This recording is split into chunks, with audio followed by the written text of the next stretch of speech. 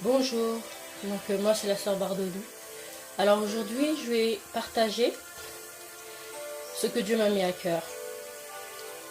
Et le thème c'est attention à l'esprit de jalousie. Attention à l'esprit de jalousie. Je vais partager avec vous quelques versets.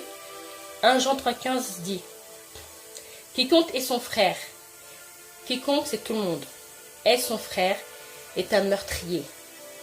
Et vous savez qu'aucun meurtrier ne possède la vie éternelle. Le terme ici, haïr, ça vient du grec miseo. Miseo, ça veut dire détester.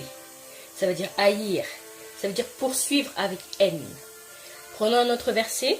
Si quelqu'un dit « j'aime Dieu » et qu'il haïsse son frère, c'est un menteur. Car comment celui qui n'aime point son frère qu'il voit, peut-il aimer Dieu qu'il ne voit pas? Alléluia. Et le terme ici, haïr, c'est aussi miseo, détester. Et menteur, en fait, une personne qui ment, c'est une personne fausse, infidèle, tout simplement, sans foi. Pourquoi? Parce que Dieu a dit que aime ton prochain comme toi-même. Donc, nous devons aimer notre prochain comme nous-mêmes. Alléluia. Nous devons accepter les dons des autres. Nous devons accepter les talents des autres. Nous devons accepter la grâce particulière que Dieu a mis en chacun de nous. Parce que le Seigneur connaît nos cœurs. Et toute personne qui se sentira concernée par cette parole, c'est tout simplement que le Saint-Esprit l'interpelle. Alléluia. L'interpelle. Et quand Dieu interpelle, il souhaite tout simplement que tu confesses ton péché, que tu regrettes ton péché et que ensuite tu te convertisses réellement. Tu abandonnes ton péché et tu marches en nouveauté de vie. Regardons l'exemple de Caïn et Abel. Caïn était laboureur. Il a offert à Dieu une offrande des fruits de la terre qui représentait l'offrande du péché. Souvenez-vous de Adam et Ève. Ils ont mangé l'arbre de la connaissance du bien et du mal. Et ça représentait le péché. Donc l'offrande de Caïn n'a pas plu à Dieu. Par contre, l'offrande d'Abel a plu à Dieu. Parce que c'était une offrande qui représentait le sacrifice de Jésus. Donc, il a offert à Dieu les premiers-nés de son troupeau. Alléluia. Donc, c'était un sacrifice qui avait plu à Dieu. Et plus loin, on nous dit que Caïn était abattu. Caïn a tué son frère. Mais le Seigneur avait prévenu Caïn.